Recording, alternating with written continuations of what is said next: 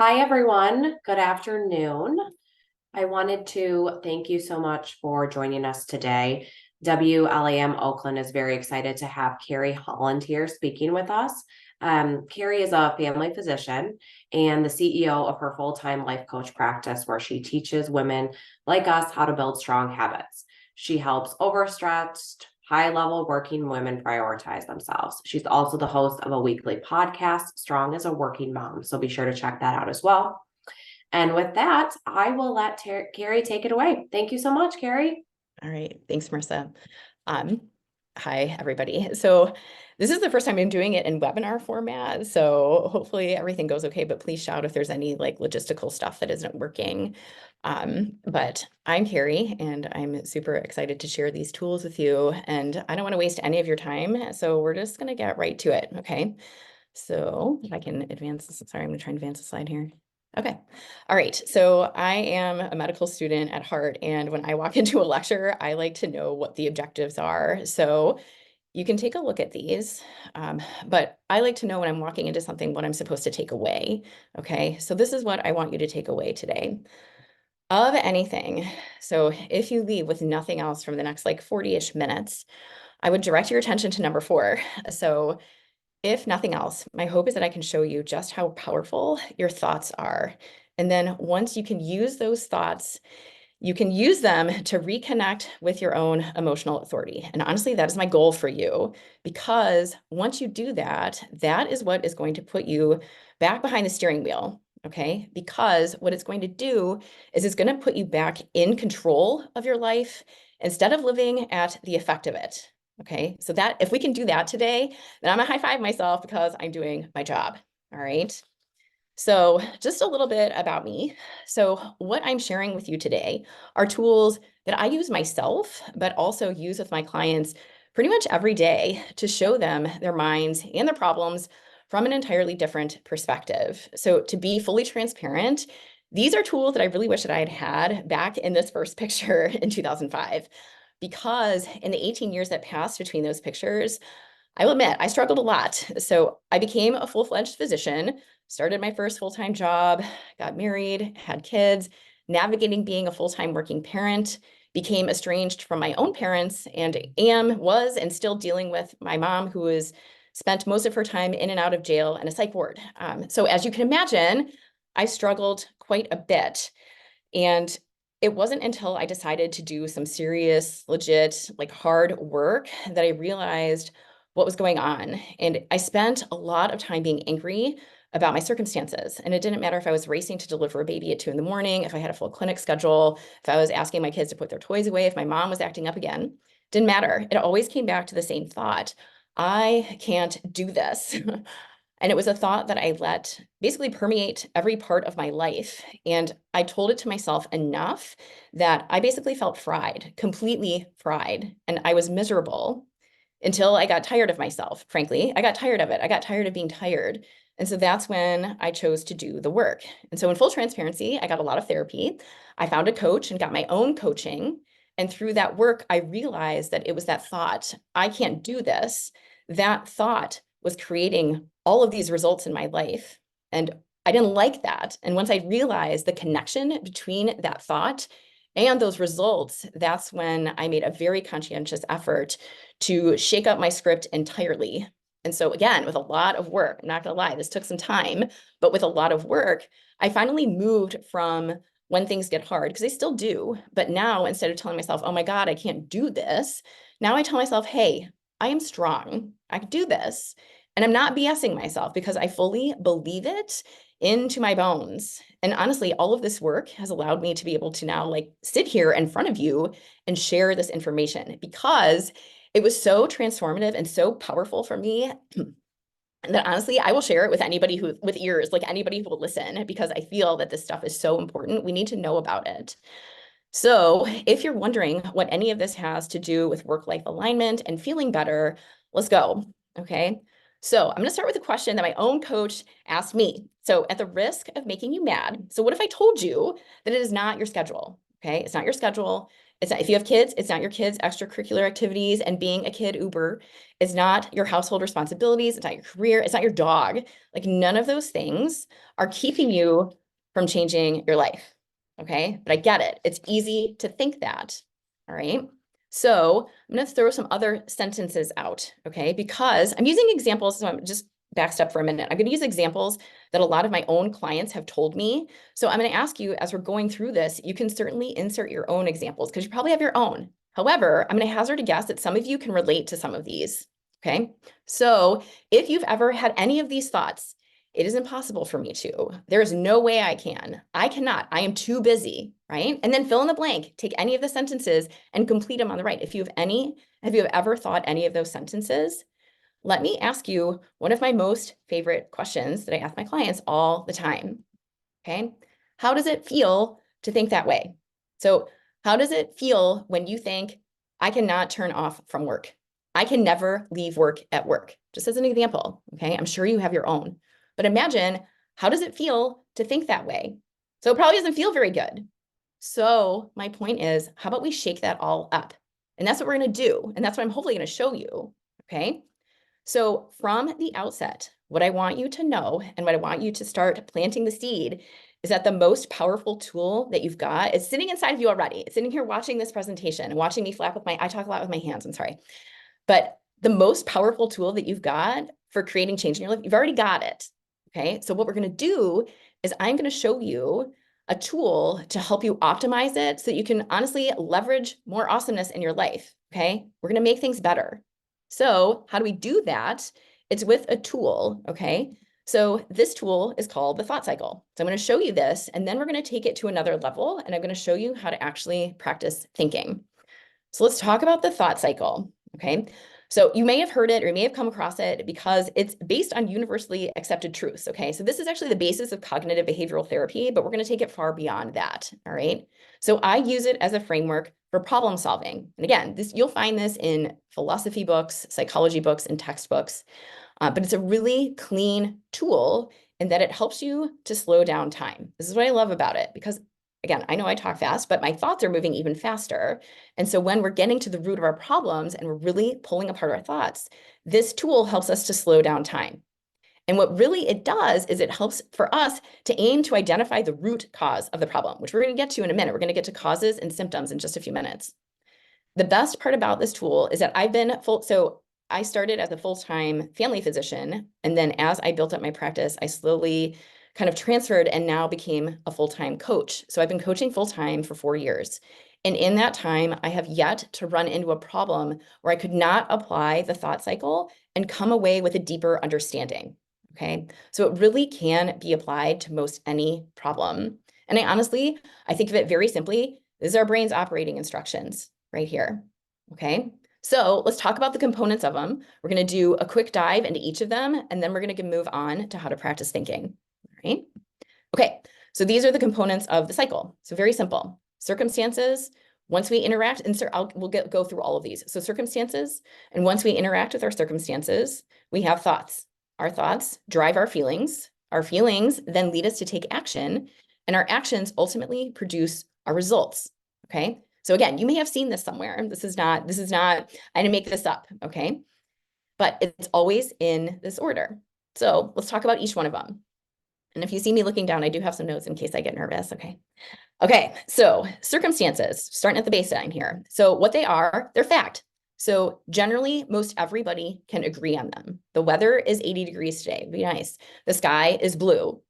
I am a female, whatever it is. So these are all things that we can agree on. And what they are fact.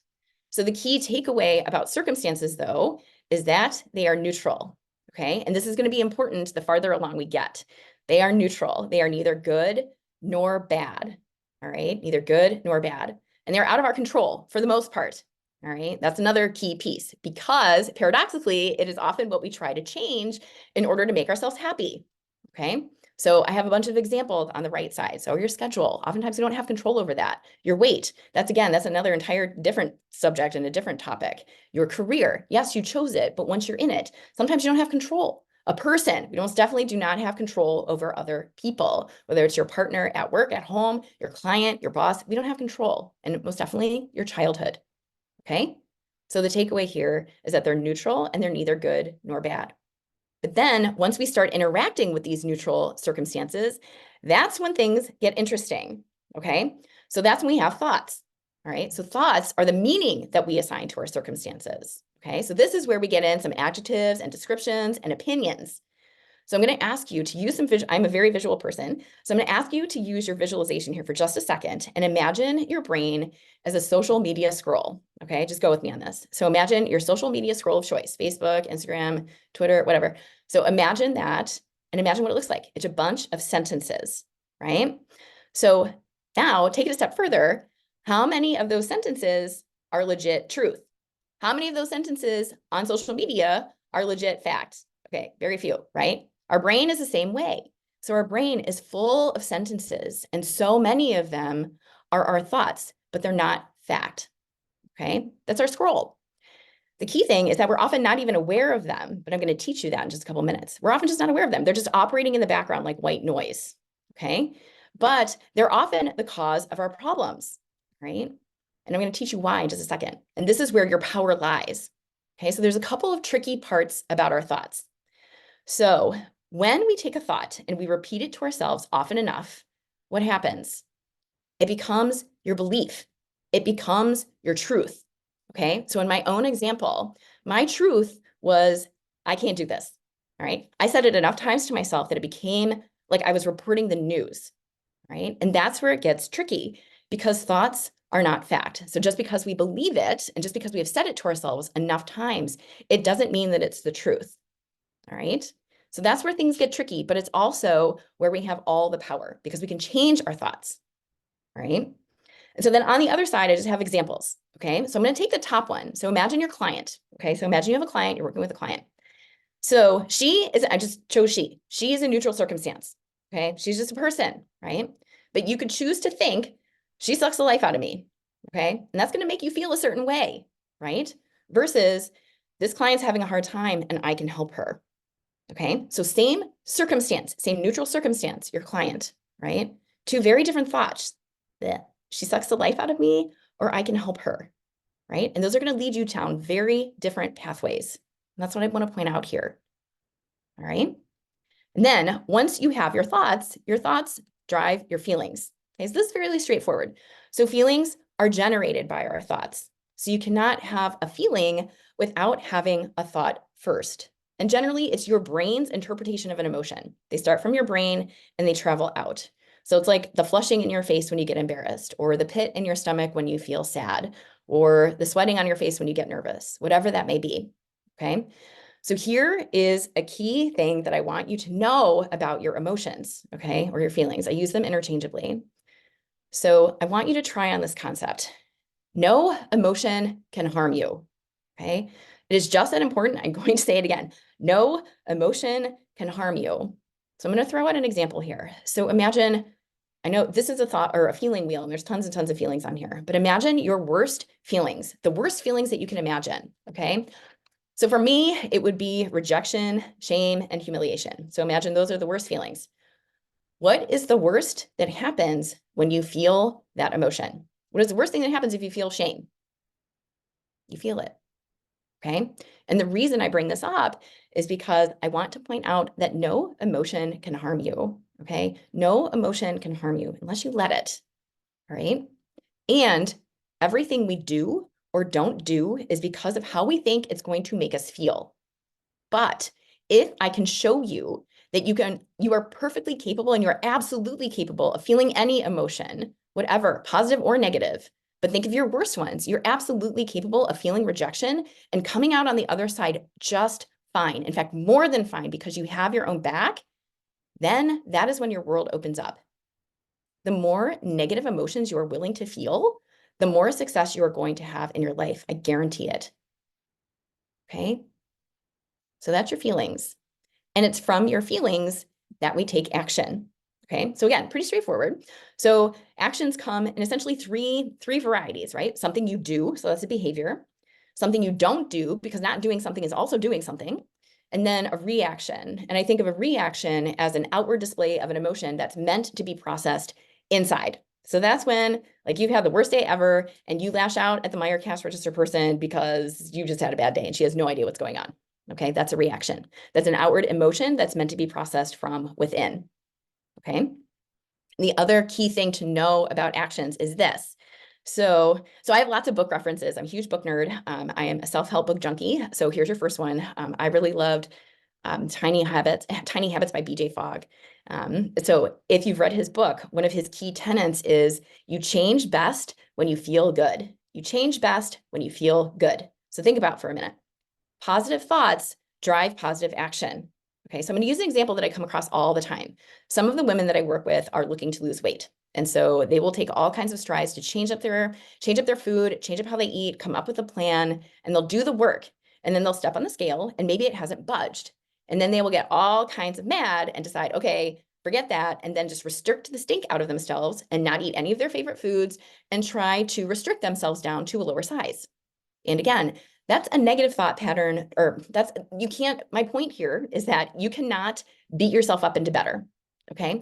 You cannot take action that I would see as positive, changing your behaviors and changing your lifestyle from a place of self-loathing, okay? You have to feel good, at least a little good about yourself in order to make change, okay? You change best when you feel good, okay? That's a key takeaway about actions because oftentimes they don't match up. They have to match up. We have to be able to take care of ourselves from a place of self-compassion and not self-loathing. All right. And then last, your actions give you your results. That's your outcome.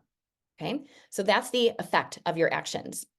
So the coolest part about this is that when we do these thought cycles and when we put this together, what you will find is that you're proving your thought true. All right. I'm going to give you an example in just a second, because what I want you to understand is that what comes out of your mouth comes into your life. If any of you have read You Are a Badass by Jen Sincero, you've probably heard that before. And it's one of my most favorites. What comes out of your mouth comes into your life. So let's talk through an example. And again, this is another example that comes up commonly. Okay. So your schedule. All right. Again, neutral circumstance, but it's not until you interact with it and have a thought about it. My schedule makes it impossible for me to eat healthy at home. There's your thought. Okay. How does it feel to think that way? Feels defeating, right? It doesn't feel good. And so what happens from that place of defeat? You start to spiral. You get totally irritated. There's no grocery shopping. There's no meal planning. There's no plan. And then it's a Thursday night fast food run. And then the result that that creates for you is I don't eat healthy at home. So now look at your thought and look at your result. You just proved yourself right. And that's one of the beautiful things about the thought cycle, is that often our results are proof of our original thought. And again, this just goes back to how very powerful your thoughts are and your words. So your words create your world, and it's vice versa. Your world will create your words. It's a beautiful but crazy cycle. So we're going to be really careful about the words that we choose and about the thoughts that we believe, because that is going to shape our world. That's your filter. So when you decide that your schedule makes it impossible for you to eat healthy at home, there's your filter. And so you're going to go out into the world and find every reason that that's true. I have to get my kid here. We had this meeting that went late. Court went late. All the things. And you're going to find all of the reasons that it's impossible for you to eat healthy at home. But you have the capacity to think differently. Okay. And we're going to get into that. So the reason that I love this tool so much, again, I think it's a very clean way to really break apart your problems.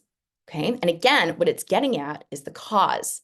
So I underline it and I put it in red and I made a big stink out of it, because really it's our thoughts that are the cause of our problems.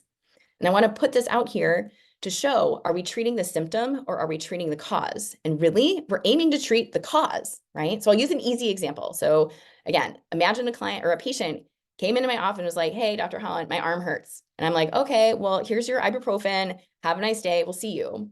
And so she takes the ibuprofen, but she's not getting any better. And then 2 weeks later, she comes in, she's like, hey, my arm still hurts. What's going on here? And I'm like, okay, why don't we get an x-ray? And then I see she's got a broken arm. Okay, now we're getting somewhere because I can treat the cause. So I put a cast on there, she gets better.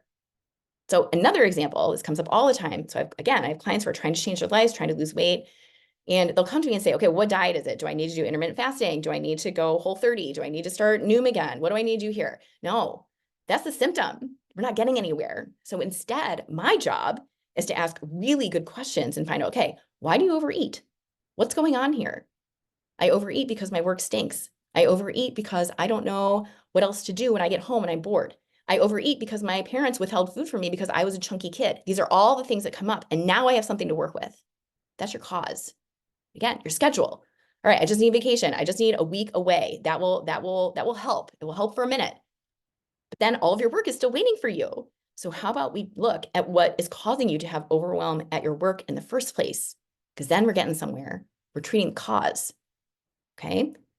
So the point here is that our thoughts are the cause of our problems. Okay. In most circumstances. Okay. I know there are exceptions, but again, I've had a hard time finding one, but it's often our thoughts. And this is not about being toxically positive. We're going to get into that too. Okay. But we're treating the cause when we look at our thoughts. All right. So the key takeaway before we move on to practicing thinking is that, again, our thoughts create our feelings drive our actions, and our actions create our results. So remember, that's our order of operations here. So again, it kind of begs the question. So before your actions and your results change, what's got to happen? Your thoughts have to change because you have to feel a certain way in order to take action, right? So we're going right back up to the top of the order here. So how do you do this? How do you practice thinking? I'm gonna flip my notes here just so I have it in front of me. Okay. So again, I said it before, I'm not about toxic. I am way too sarcastic for that. And I am way too, like, I'm not into the woo. So my own coach, I had a really hard time with this because I was like, how do you do this? And what I want you to know is that this isn't tricking yourself into BSing yourself and thinking like everything is fine. Like, no, that's not it at all. Okay. So I want to take you through a stepwise approach so that you can actually apply this to some of the problems that you might be running into. And we'll take it through with an example. Okay, so some key things, again, to know about your thoughts is that your thoughts are not outside of you. I know they have that saying like, oh, my thoughts got outside of me. No, they don't, okay? You create your thoughts with your very powerful brain. And it's awesome because that means that you can control your thoughts, okay? Because your brain is gonna think for you whether you control it or not.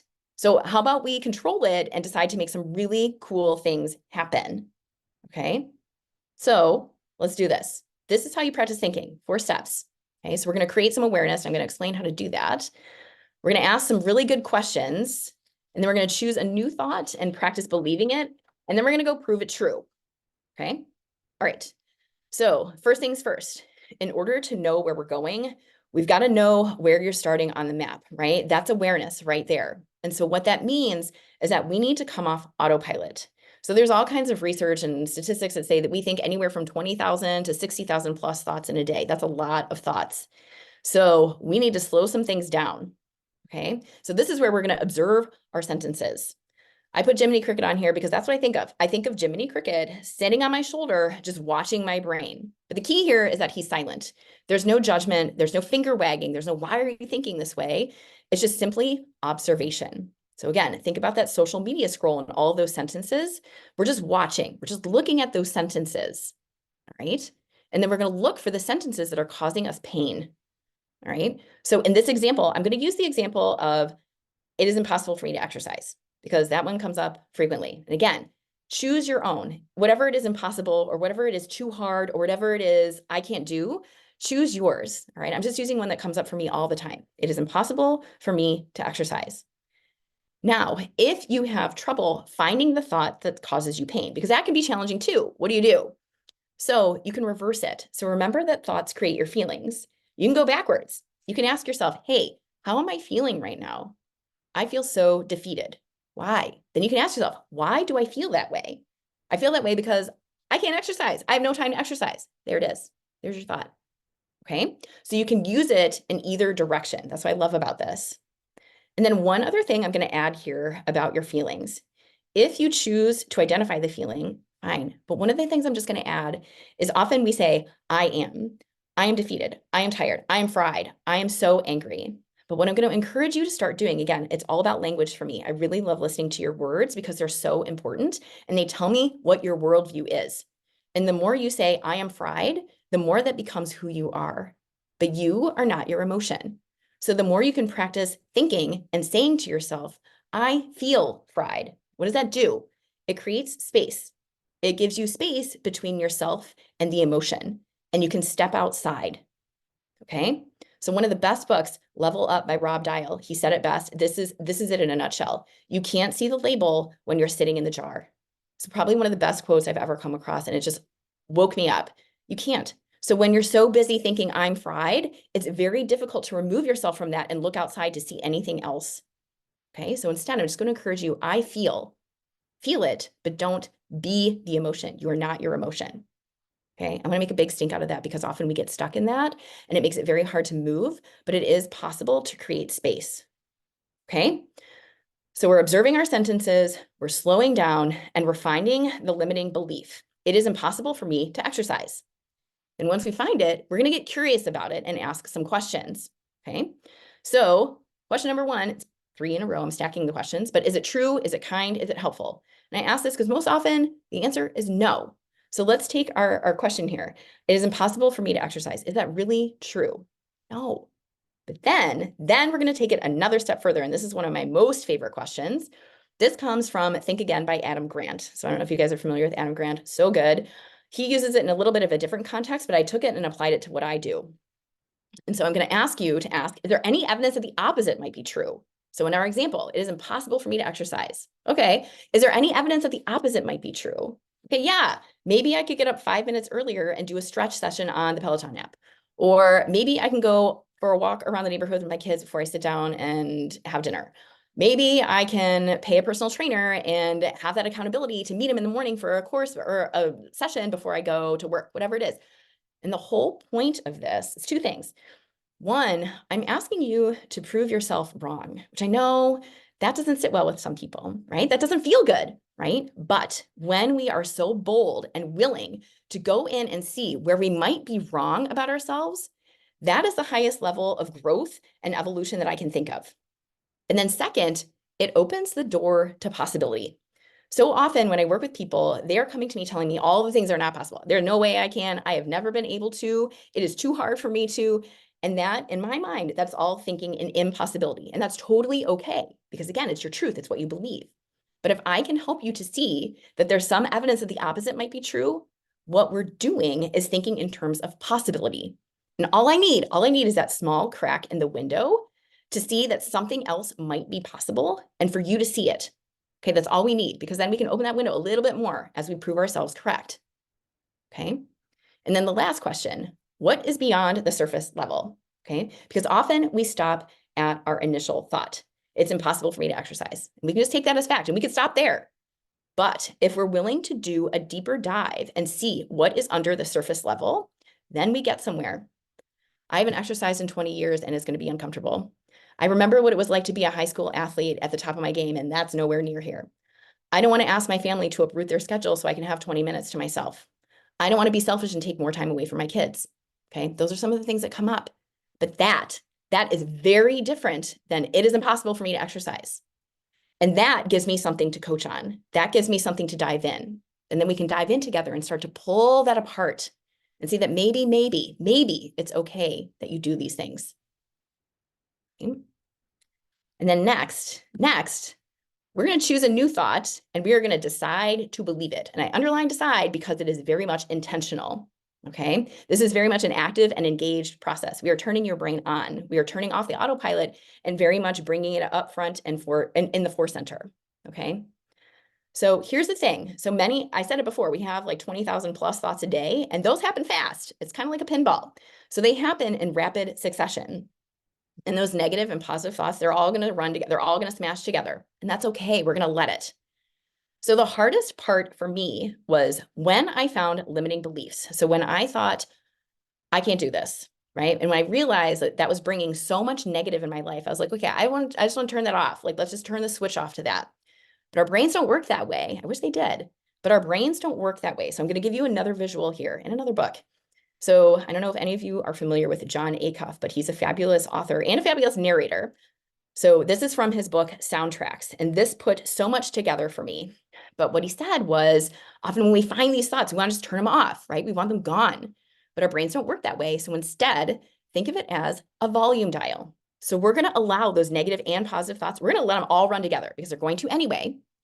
But when those negative thoughts start to creep up and get a little too loud, we're going to say, thank you, noted. We're going to turn down the volume on those, and we're going to turn up the volume on the thoughts that serve us better.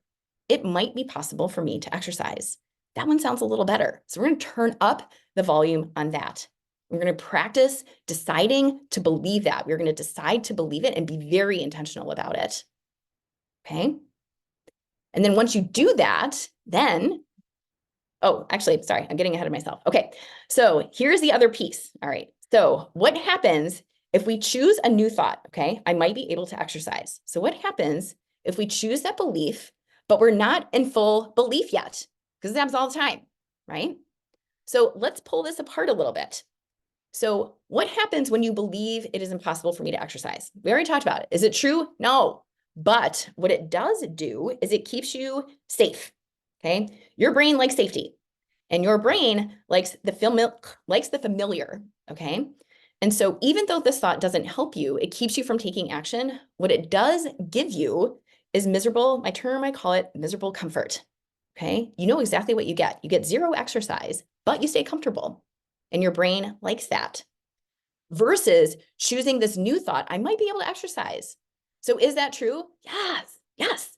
But your brain doesn't see it as safe. Your brain sees change as a threat. Your brain sees change as something that needs to be corrected. Okay. And so your brain is going to offer you all these reasons why you should not do it and be miserably comfortable on your couch. Right. But you know better. So thinking this thought and deciding to believe it anyway, even if it feels uncomfortable, that's okay. Because what it does is it opens you up to possibility. Okay. And so even though it's uncomfortable and it feels yucky and there might be resistance, allow that resistance, allow it to feel uncomfortable. One of my own coaches pointed out to me about lots of things that I was not doing in my life. And she told me straight up, you're waiting for it to be less uncomfortable. Not going to happen. Okay. So I'm going to ask you to allow it to be uncomfortable temporarily until it's not uncomfortable anymore, because that's your new truth. Right. So really, when you break it down, you can choose which lie, and I put it in air quotes, which lie do you want to believe? Do you want to believe that it's impossible for me to exercise and stay miserably comfortable not doing anything? Or do you want to believe this new lie that actually opens you up to possibility, even if it doesn't feel quite comfortable or safe yet? I use yet, and I put that in all caps. Okay. So you decide to let it be uncomfortable, believe it anyway. And then what do? You go take action. Okay. So from that belief or from that thought, I might be able to exercise. You decide to believe it. And then what happens? You make a plan. You set out your gear, you get your alarm, you find a workout buddy, whatever it is you have to do. And then you put the wheels in motion and you get up early and you get it done.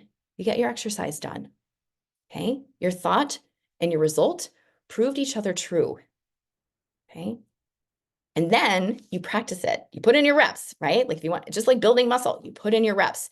You put this on repeat and you do it over and over again until I might be able to exercise. Call that a ladder thought. Until I might be able to exercise becomes I exercise. Right?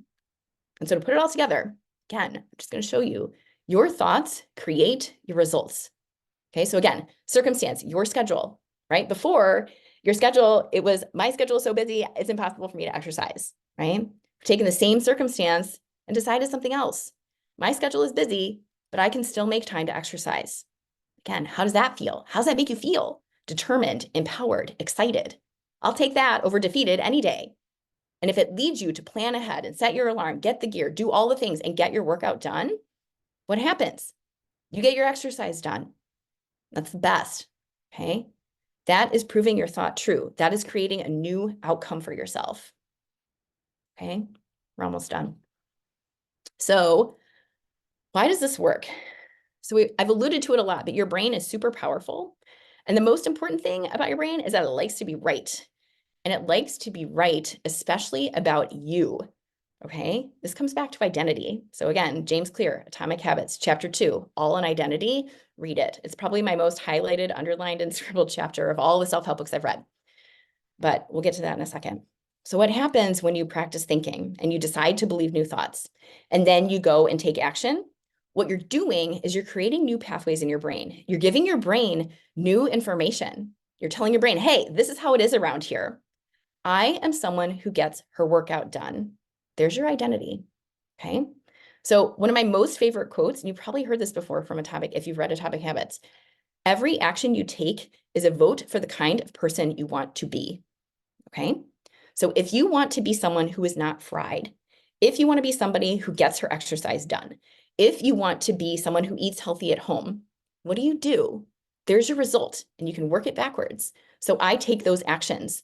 I leave my work at work. I have a shutdown routine, and I do not bring my computer home on weekends. If I want to be somebody who exercises, I have a plan. I work with a personal trainer. I get up at 5 a.m., whatever it is, right? Those are your actions. Work it backwards. How do you need to feel? I need to feel empowered. I need to feel excited. What do you need to think? I can do this. I am strong. Okay.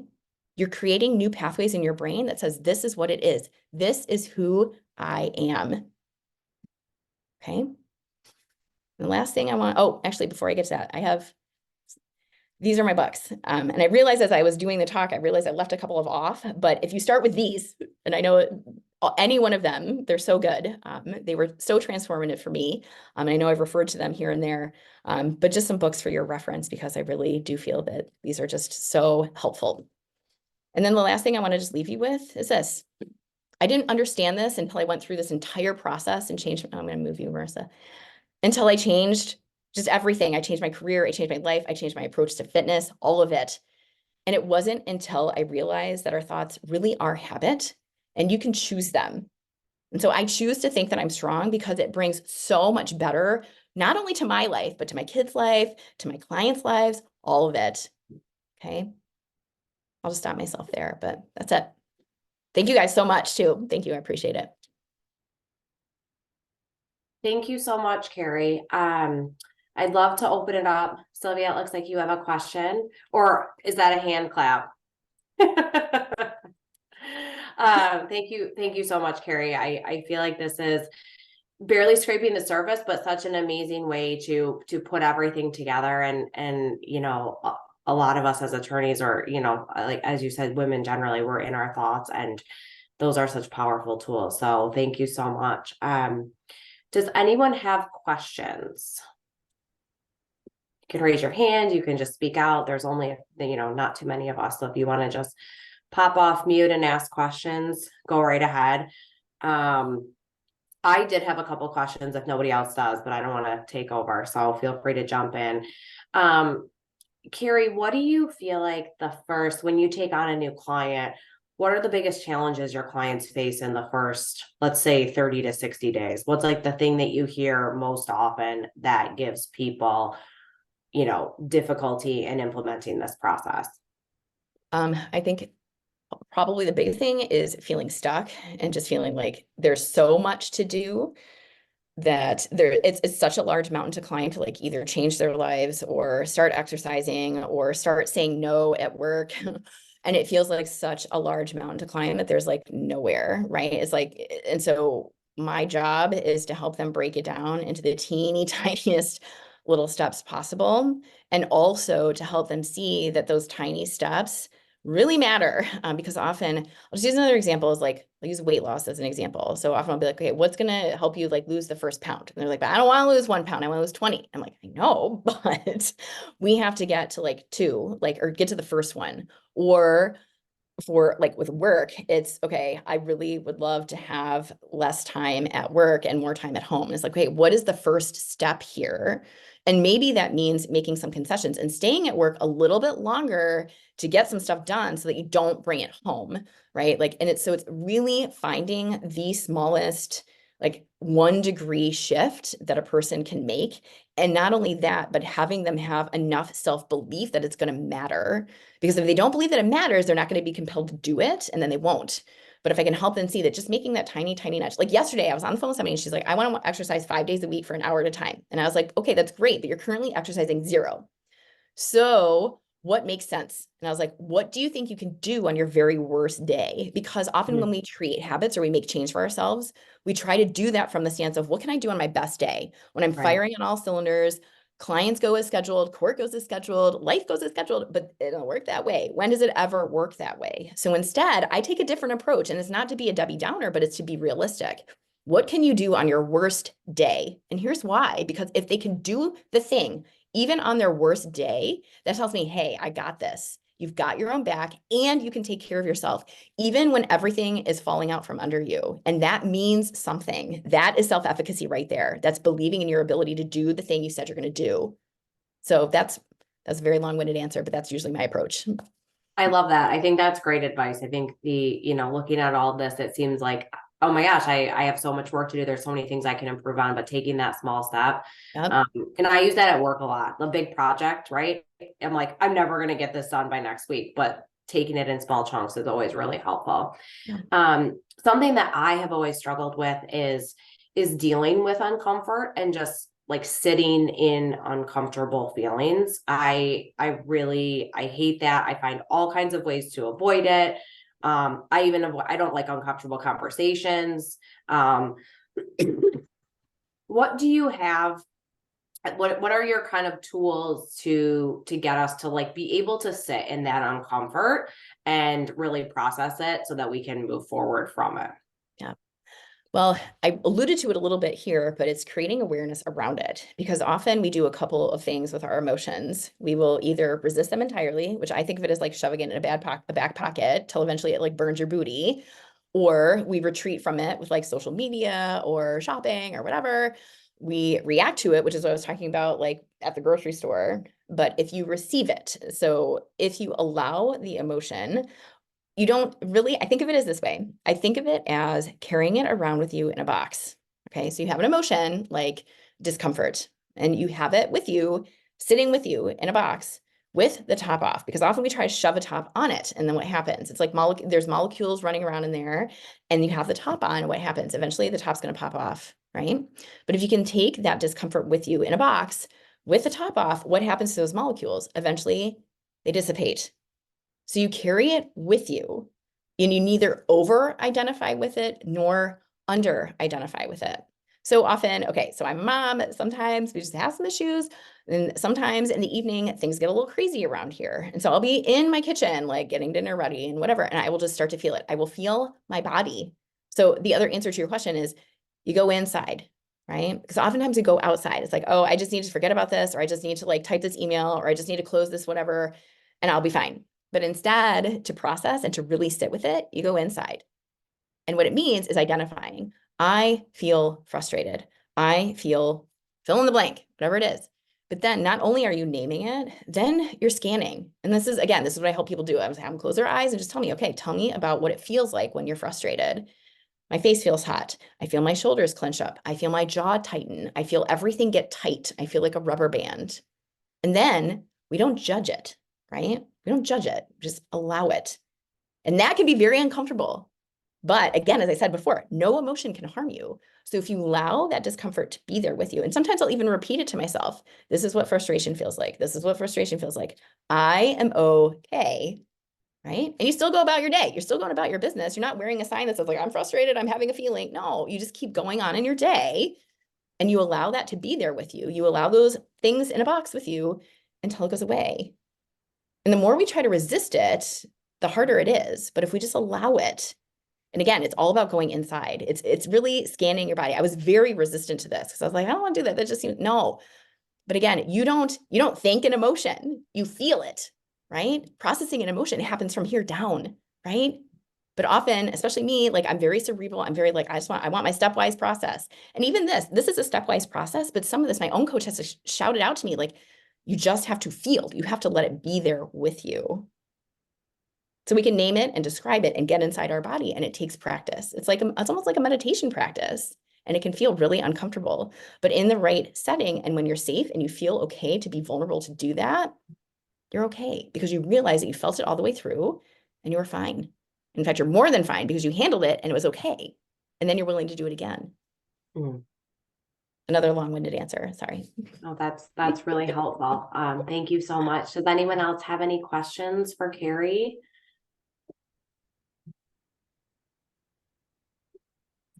I don't have a question, but I just wanted to say thank you, because I think I for sure identify with a lot of this that you talked about. And I think I don't want to speak for everyone else, but I think I can. I think this is very relatable and something that you can put into practice. So thank you so much for taking the time and for sharing this with us. Yeah. Well, thank you. No, I appreciate it. I mean, again, I said it before, like I will shout these to anybody who will listen. In fact, I'm going to do this at my kid's school in a couple of hours because they have a pack a lead day. And I'm like, yeah, like let's talk about this. Cause I really wish that I had this like years ago. I think it would have saved me thousands of dollars in therapy and just a lot better. So thank you, because I feel like, especially I have a special bench for working professional women because there's a different pressure. It's just different. It's just different. And if there's anything that I can do to help us feel better and more in control, that I'm going to do it. So thank you. I Thank appreciate you, that. Thank you so Carrie. much. Thank you. Thank you, Carrie. We appreciate everything. Yeah, thank And we're so happy you were able to come speak with us. Thank you so much. Everything was great. Same here. Thank you so much. Thank All you. right, take care. All right. You too. Bye. Bye, everyone.